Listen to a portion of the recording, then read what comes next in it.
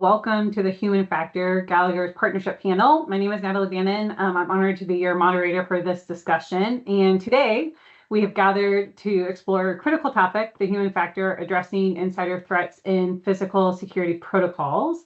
As we all know, the human element is a crucial aspect of security, and understanding how to manage insider threats is even more important than ever. So we're thrilled to have a panel of industry experts who's with us, and they're going to share their insights and experiences on the topic. I'm going to have them introduce themselves. So David, if I could have you start, and then Chris, introduce yourselves, and then we'll kind of get started. Sure. Nice to see everybody here. My name is David Carta. I am the CEO of Telarus, and Telarus is we have a very specific niche in the security business. We make a handheld device. So we make a handheld device. It'll be a little bit fuzzy, and you just take a card and present it to the handheld device, and this data goes into the physical access control system. And it's an easy way to use your access control system for all sorts of other possibilities, events, emergency evacuation, or just being able to verify somebody getting on a bus or going into a place where you don't happen to have a door, and validating that person. So nice to be here. Thank you very much. Thanks, David. Chris? Hi, my name is Chris Snay. Thanks for joining us today. I'm the Access Control Channel Manager for IDP Card Printers, IDP Americas. I've been in the access control security industry for about 23 years. I started in 2001 selling primarily card printers from every manufacturer. That morphed into access control systems as well. And then I have a blend of working for resellers, access control integrators, and card printer manufacturers for the last 7 years.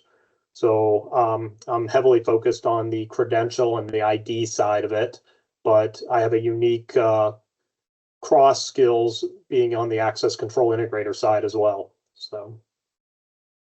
Perfect. Thank you. So together, our panelists, Chris and David, and maybe myself, I might chime in a little bit, but they'll dive deep into the complexities of insider threats and provide some strategies to strengthen physical security protocols. So I definitely encourage you guys to listen, take notes, prepare your questions for that question and answer session at the end.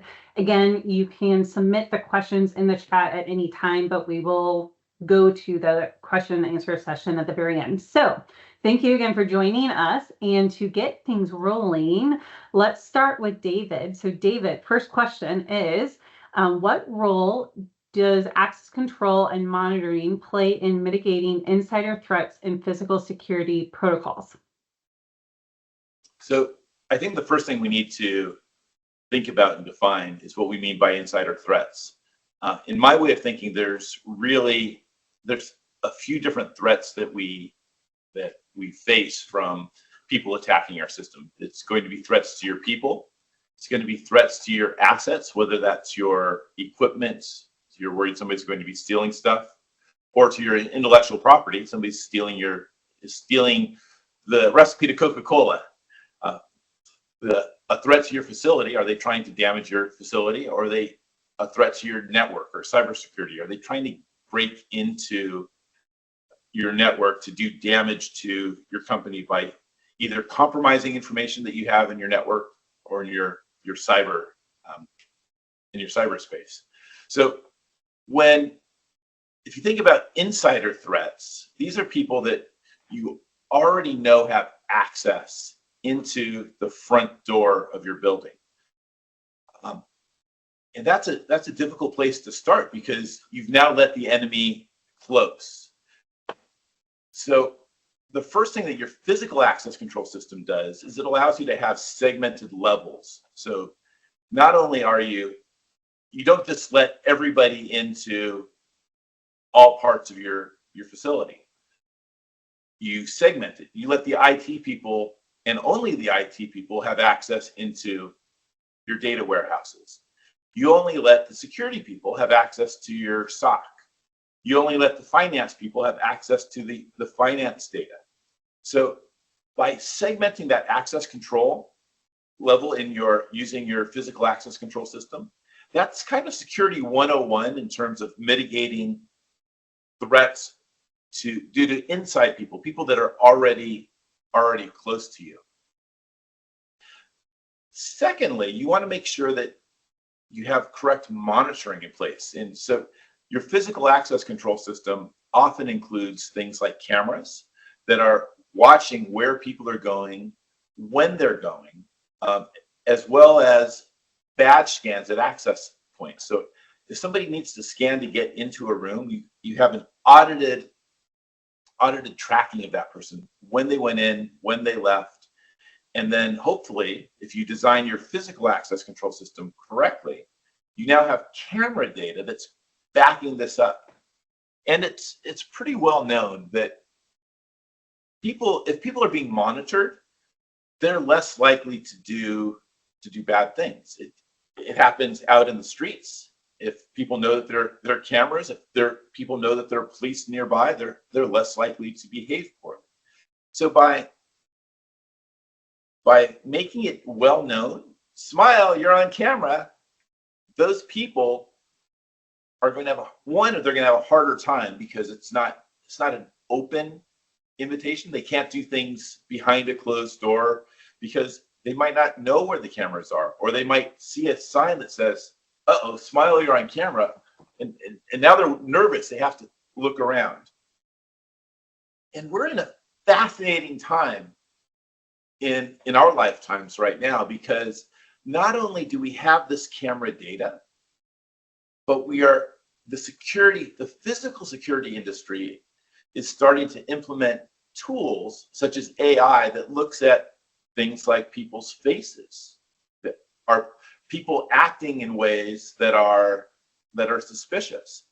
And with things like neural nets and AI, you can actually categorize people. Are people like walking normally from point A to point B, or are they doing something that is outside of some sort of bounded norm? And that's a really fascinating, and it's a new tool that our physical security people have that allows us to really mitigate and to identify insider threats early using some of these tools.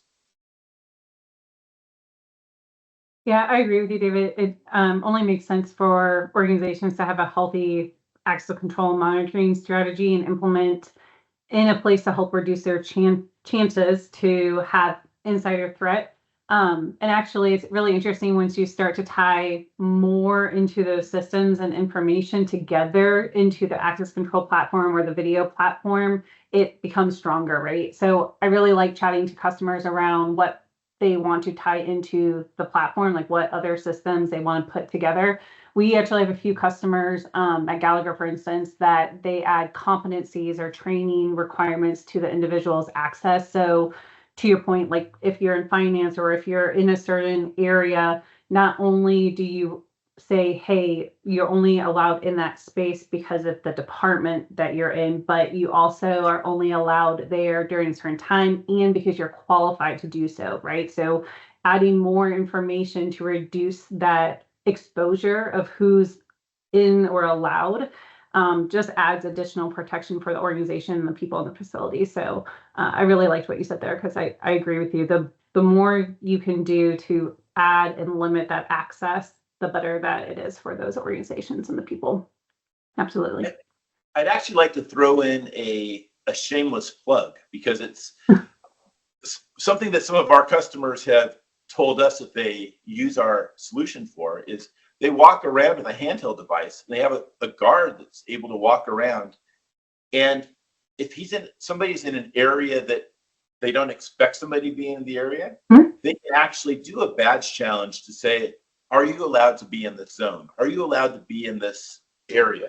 And it's another tool in the tool belt. And what you like to think of is, you like to think of your security system as Batman, that has all of these cool tools in the tool belt that you use for the right purpose. And so having a handheld device where you can identify if somebody's supposed to be there or not supposed to be there is just another tool in your Batman utility belt as a security professional. Yep. Actually, I think Chris talks about sometimes when he's advising customers, I think he's talked to one of my customers about this too, is changing the color of the badges, right? Depending on where they are and if they need a particular, you probably could explain it better, Chris, than I could. But yeah. No, I agree with the assessment. I mean, insider threats are obviously compose more of a danger to a company or an organization than external. It's easy to keep people out to some degree. But what about the people who are trusted, the people who are allowed in there? Where are they allowed? Should they be in the data, closet? Should they be in the server rooms? If they are, what role does the monitoring play? You know who's there. You can tie your cameras and your access systems together to pull up images. Should they be there at certain time frames, 3 a.m, yes or no?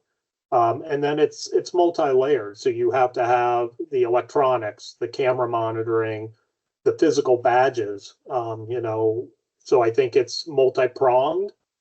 They all are important, and having a physical badge where you can have different access levels and you can determine those by color codes or banners on them. Hospitals do that a lot. They'll put banners. So you're an RN or you aren't. What's your access level? And you can do different things with the physical badge to help determine that and make it easy for somebody to challenge. Yeah. And then, like you said, David, having something that you can then go if you think, hey, that's kind of weird, or you're not supposed to be on shift today, even if they have the right color badge, being able to double check, it's good. This is actually a fascinating aside. In the current access control environment, we keep hearing lots of people saying, we want to have our mobile credential on our phone so we can use our phone to badge in to the door. But what Chris brought up was really simple. What you discussed was actually having just a physical badge that is on your person that has the right color. Yes, somebody could print out that badge, but it's another layer in that protection because people can do a very, very quick visual check. So you've now kind of extended your access to every other employee in your company who can say, Natalie, I don't recognize you and I don't see a badge. Can I see it? So you're right, having that physical badge, even if we move to a place where our cell phone becomes our credential, is interestingly, it's legacy, it's old, but yes, it's a really easy token of identification. Yeah, it is.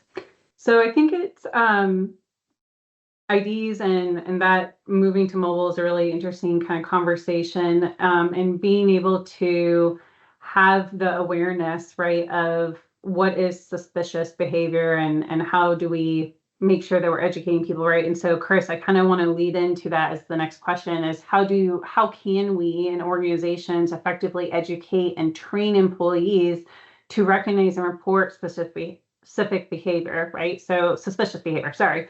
And what are your thoughts around that?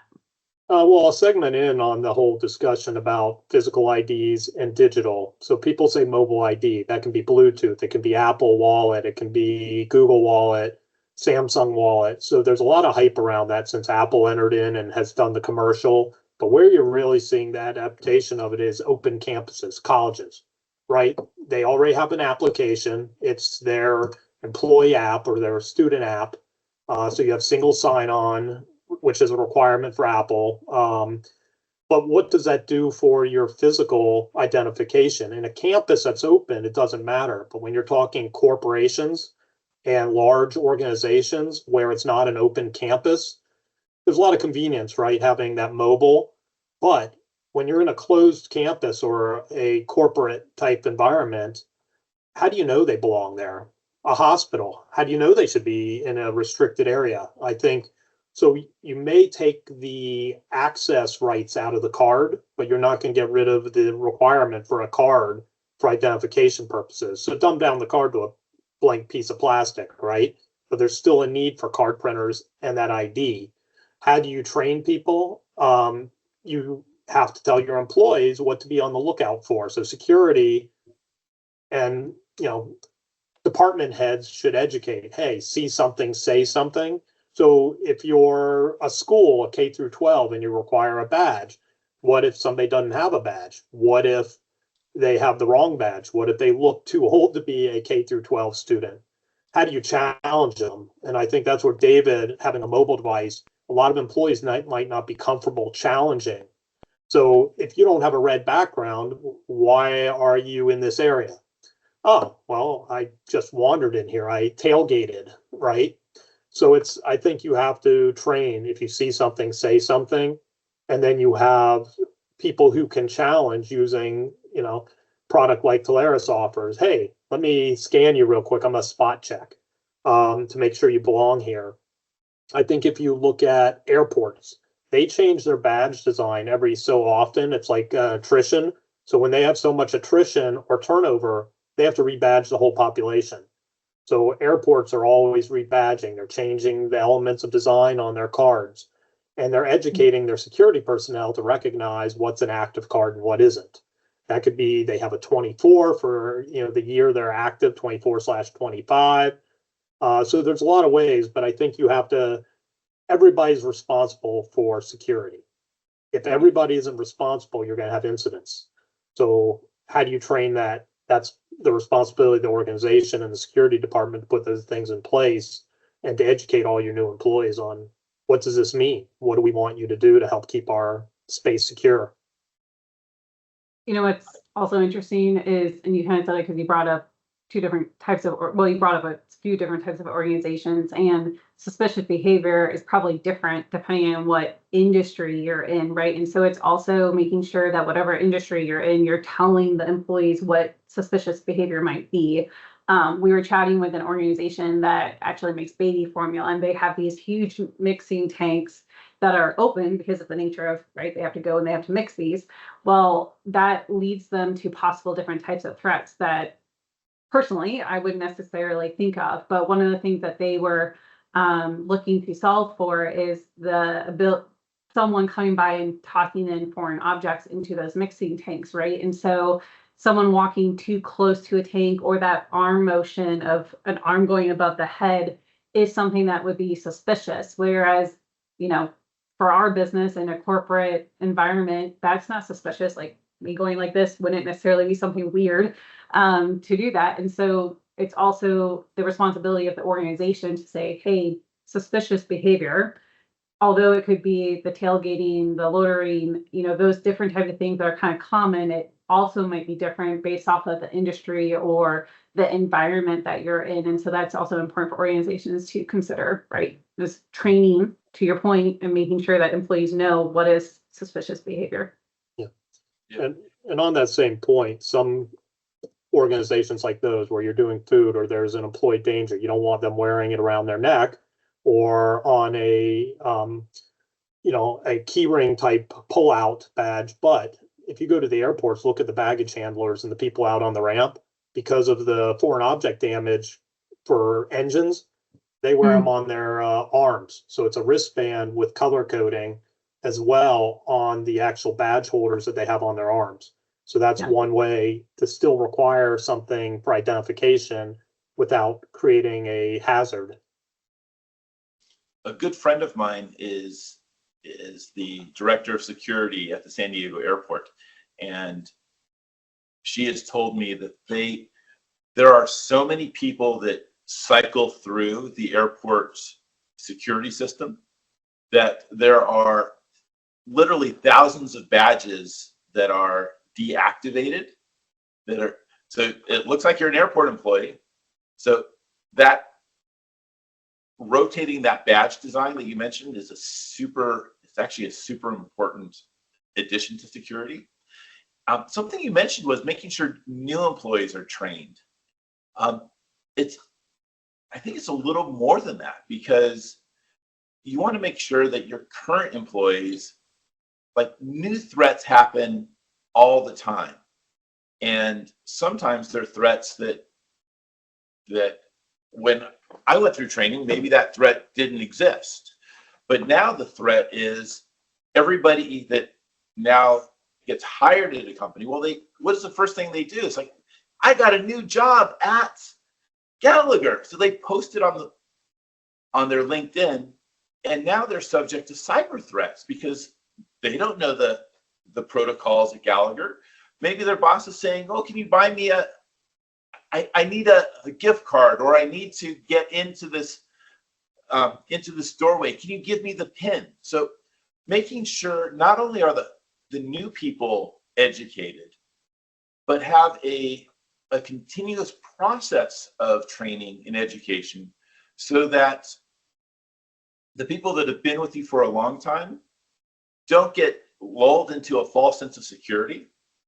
And it's super hard because none of us like to go through forced trainings. So in terms of the trainings, we need to really make sure that we make the trainings fun, interactive, and something that actually makes it relevant to people saying, this is something that has happened in other companies where money was lost, IP was compromised, a data breach happened, because when people realize that it's not only a threat of somebody using an old badge to get into a facility so that they could use the free gym or to get the free lunch that happens.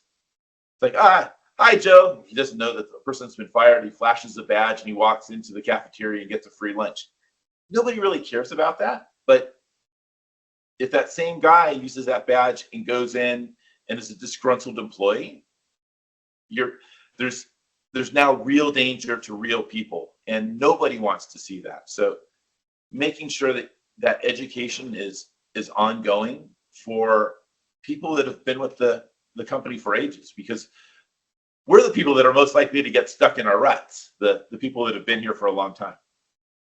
Yeah, I think that's important, making sure training's available and interesting so people pay attention. And Chris, you said it also, right, is that if you see something, say something. So we also need to be able to provide ways for people to say something and provide the safe space to feel like they could say something, right? So that goes into kind of my next question around culture. And I wanted to maybe ask David how you think organizational culture and employee morale could impact the likelihood of insider threats occurring.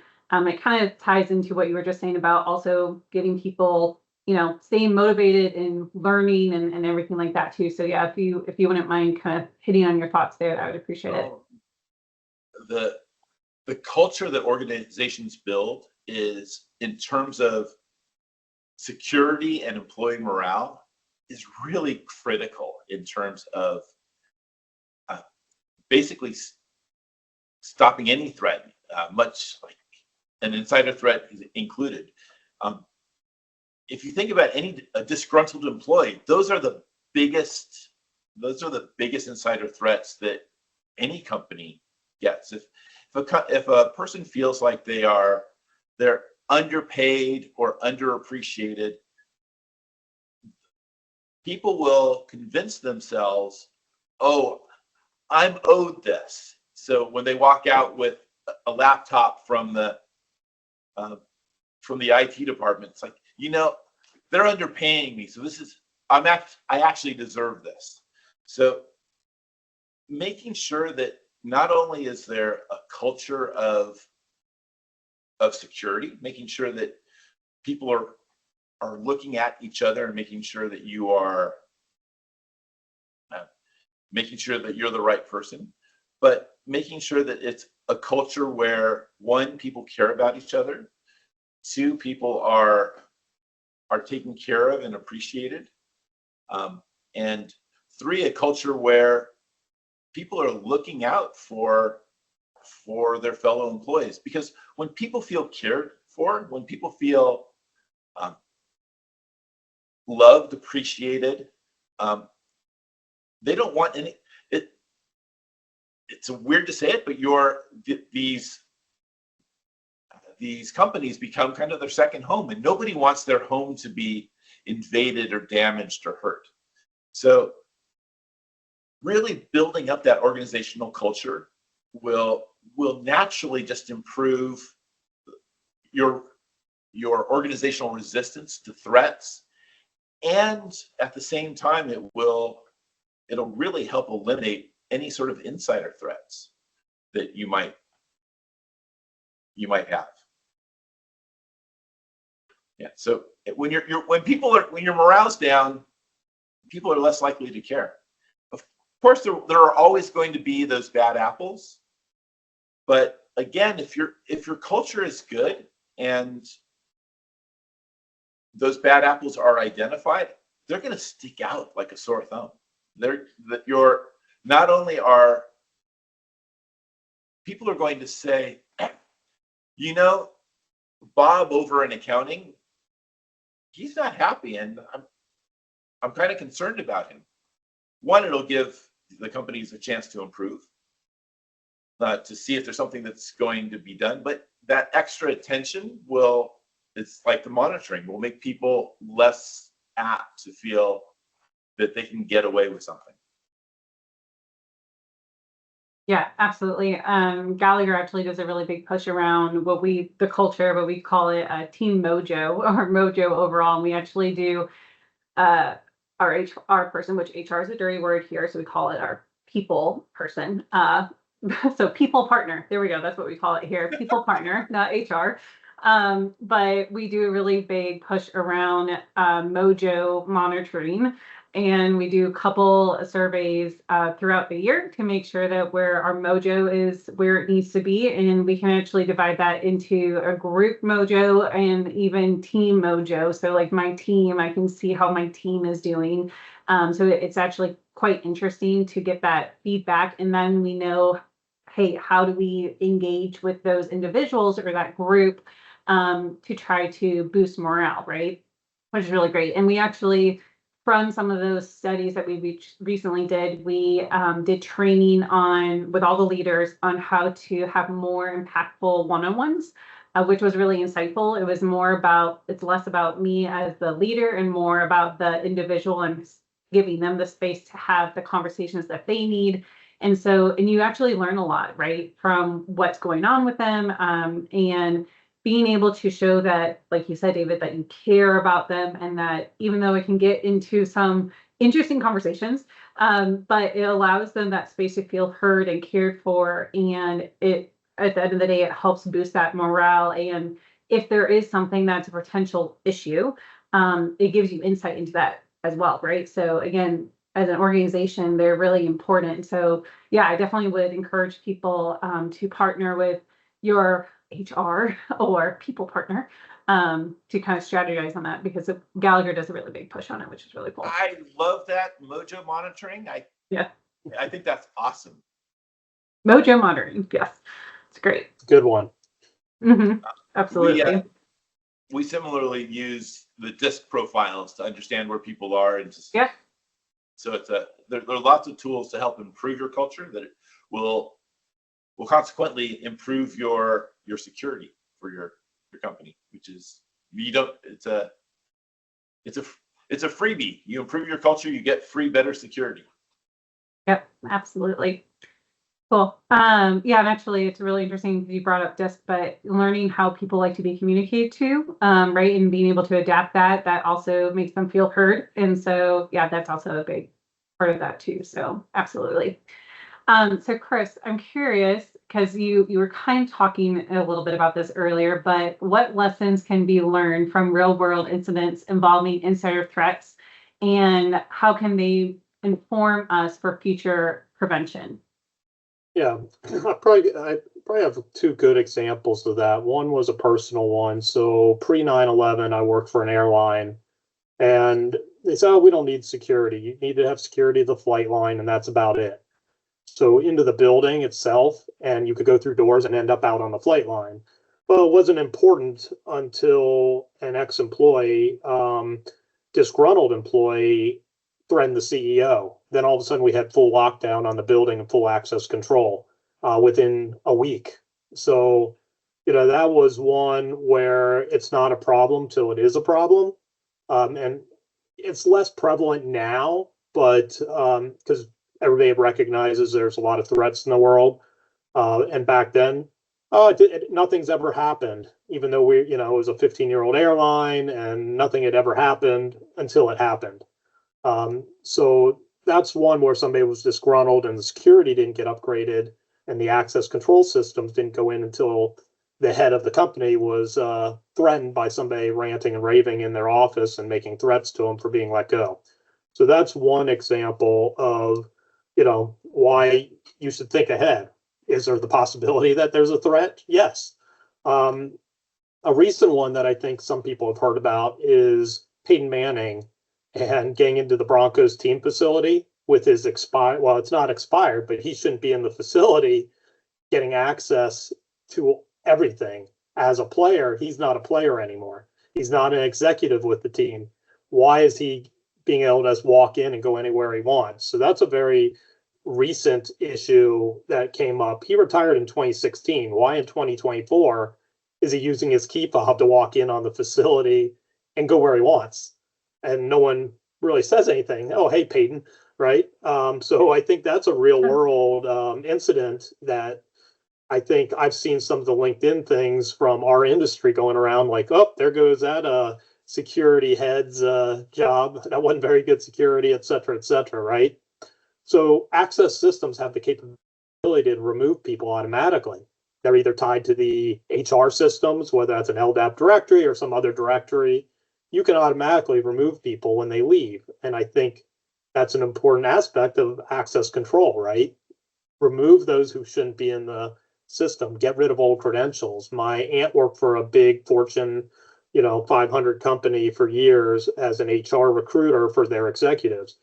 I did some work with them several years ago, starting in 04 to 2010.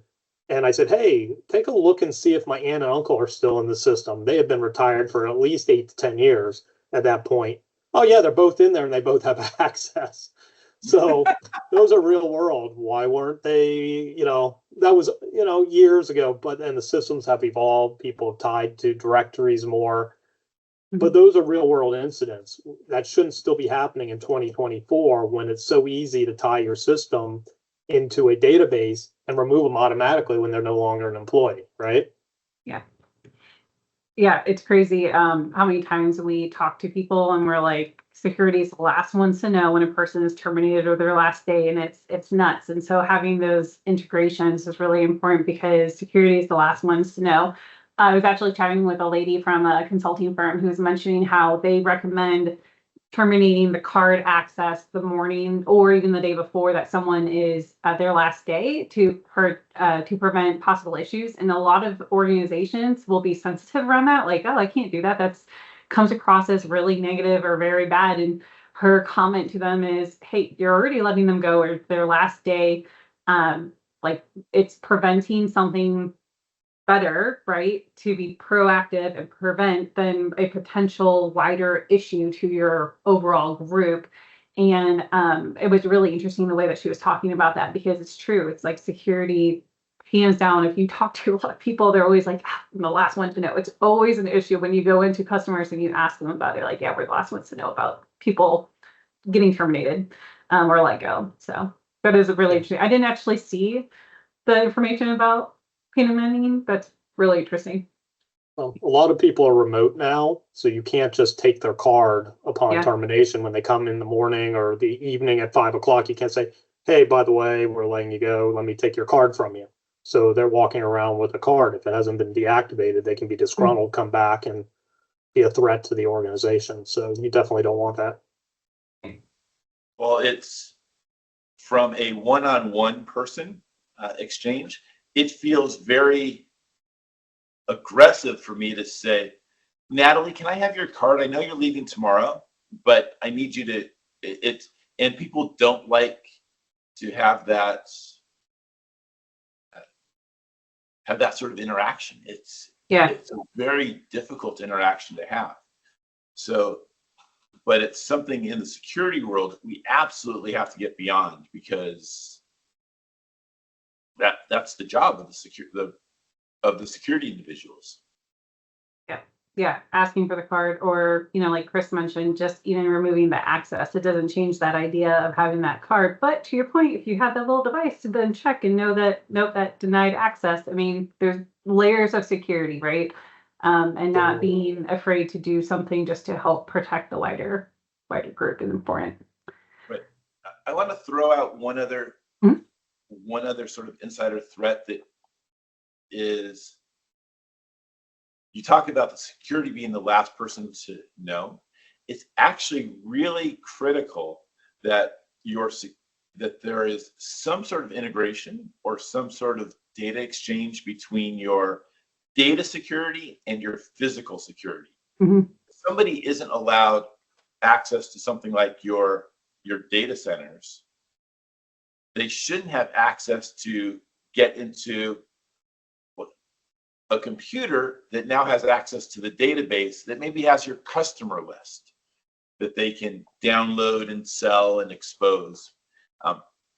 And unfortunately, in the world we live in, the information that people have, the social security numbers, the phone numbers, the random pins or security words. What was the name of your first pet? Like that sort of stuff that gets randomly stored in company databases. If that's not tied somehow into your security system so that only the right people have access, it can really open you up, and not only open up the company to the customers or the employee base, it can ultimately open up the customers to these big companies to large liability lawsuits, because if they're not controlling their physical and data access, they're going to end up being liable for the damages. And it can be hundreds of millions of dollars that they have to pay. Yeah, absolutely.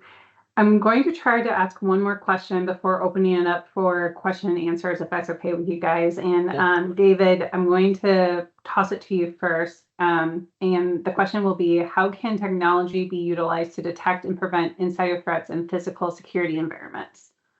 If you think about your physical security environment, there's kind of 4 stages that you need to think about.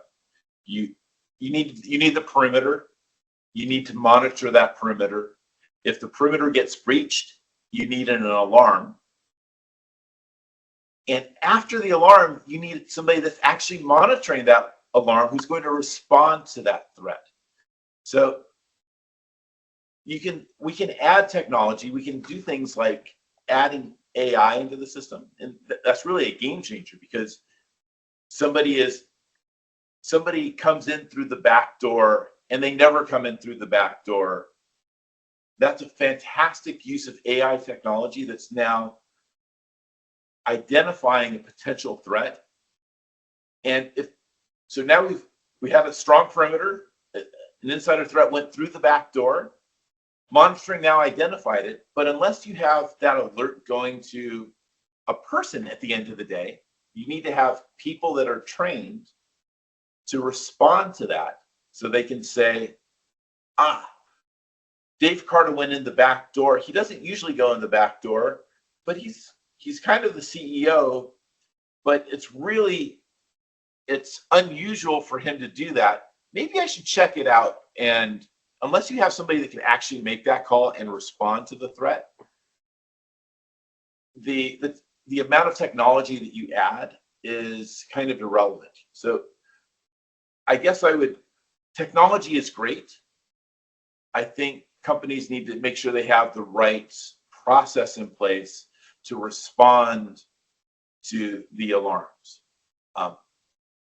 The cameras are fantastic. Cameras can now zoom in and it can catch your retina, and it can do all sorts of really, really cool things. Put your hand up, it'll do identification of your hand. Every time I go to these trade shows, I'm kind of blown away by what the next technological step is. And it's accelerating with AI. But what I think I really want to emphasize is these tools are great. First, make sure that you have a process that is going to correctly respond to whatever threats you already identify. Because most threats, most insider, it's a people problem. It's somebody has broken in through, they've social engineered the entry. So you need to have that response to be able to take care of those types of threats. Yeah, AI is a wild topic. We can probably have an entire panel around AI. So very interesting. I agree with you. It'll be interesting to see what is happening around GSX and all the boosts that are going around there. Combine AI with being able to identify your palm, your face, your gait, your movements. There's a lot of data out there. Somebody once told me when I was starting my business that there are 1,000, 2,000 great business books out there, but if you just read Good to Great and implement those things, it's going to that's all you really need to do. If you just do that, it's going to be great. And I think security is a lot like that. There's 1,001 tools out there, but if you just get your process right, you implement a solid back-end physical access control system, you've got the right policies in place, you make sure that you have correct monitoring of that physical access control system, you have correct alarms that are getting raised to the people that need to know, and then you have the correct response in place. I think that is the first step that the company should take. Technology is fantastic, but make your bed so it's all set up, so you're ready to go. Yeah. Yeah, I'd have to agree. Camera analytics and the tie-in with the physical access control systems, it's just getting stronger and stronger every year. Mm-hmm. It's the tie together has been incredible over the last decade. And that's really where the camera manufacturers are buying up, the patents and everything. They're merging, and it's all about the data, being able to get those data points and analytics that they all have, and then it's all now being implemented together with the access control, physical access control, to trigger alarms and lockdowns and different things. So it's been incredible to see where that's all going now. Yeah, absolutely. Hey, I'm going to open it up to the audience. I don't think there's any questions yet in the chat. So just as a reminder for the audience, if there's any questions you guys want, you can type it into the chat. But Chris or David, any final thoughts as we wait for any questions to come in? And if there's none, that's totally fine. And we can do a quick wrap up. And I'll actually ask that we put a slide up while we are waiting for those questions, if that's okay. And give it a second for anyone who might have a question. I really love the emphasis that you brought about getting your mojo right. If you get your company culture and you get your processes in place so that you're healthy in those ways, that health, I think, is going to improve your security health. It's going to make everything better. And people that care about your company care about their jobs more. They care about being excellent. They care about making sure that not only does everybody succeed, but everybody is thriving. And that's like getting your mojo right in terms of your company culture is fantastic. I love that, and I'm going to steal that if you don't mind. Oh yeah, take it, plagiarize it. It's good. I'm giving you permission. I'm going to still allow people to ask questions in the chat, but just in case there's not any, I just wanted to let people know that what's up on the screen. So if you guys wanted to continue discussion with any of us on the panel or any of the organizations, you can scan the QR code for each of our respective companies and contact information, or follow up with us at GSX or Texas Night. So that is what you see up on the screen. It looks like there is actually a question that came through. So the question is, what standard should water resource reclamation facilities reference for securing remote sites, such as unmanned water monitoring facilities?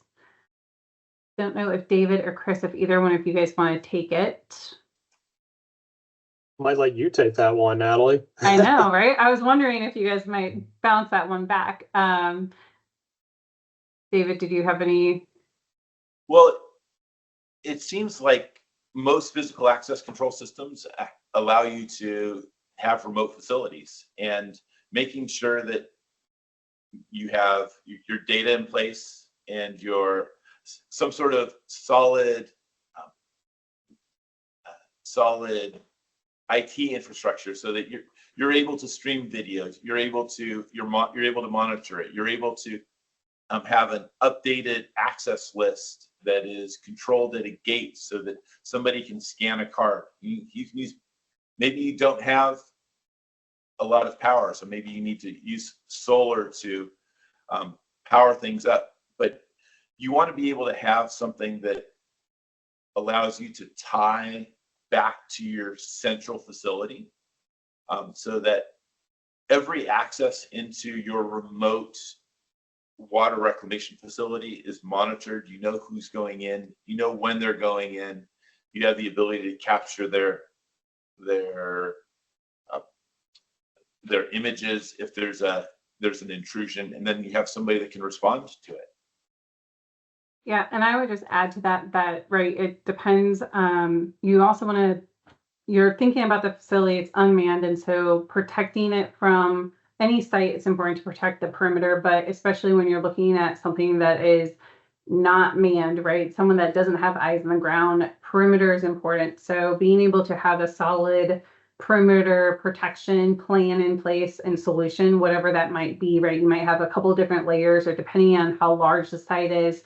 To David's point, what type of power you have available there, how wet the site is, you might do different things. And then it's also about still controlling that access and being able to have the right alerts and the right monitoring and support when something does arise, that you get people out there. I wouldn't necessarily say that there is a one shoe fits all. So standard is kind of a hard question to answer, because again, it's really dependent on the organization and what they're trying to accomplish, and if those sites look the same, if they're different.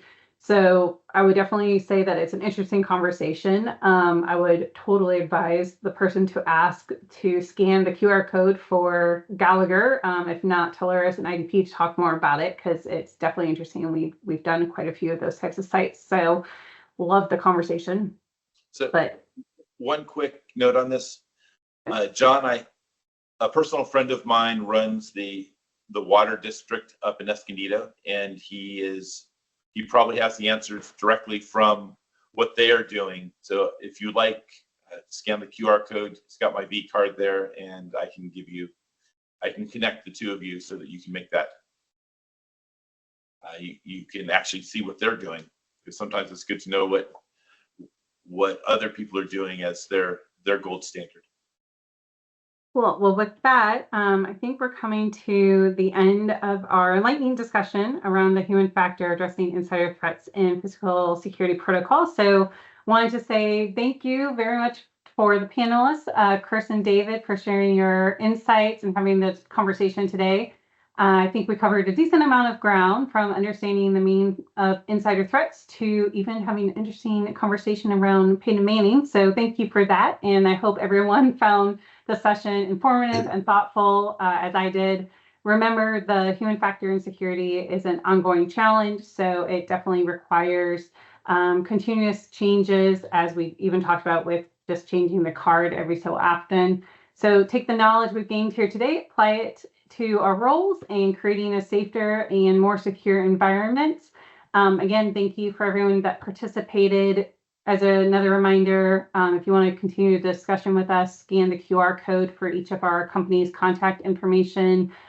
Each of us will be at GSX or Texas Night, so reach out to us. And on behalf of Gallagher and our panelists, thank you again for joining. So stay safe and have a wonderful rest of your Wednesday.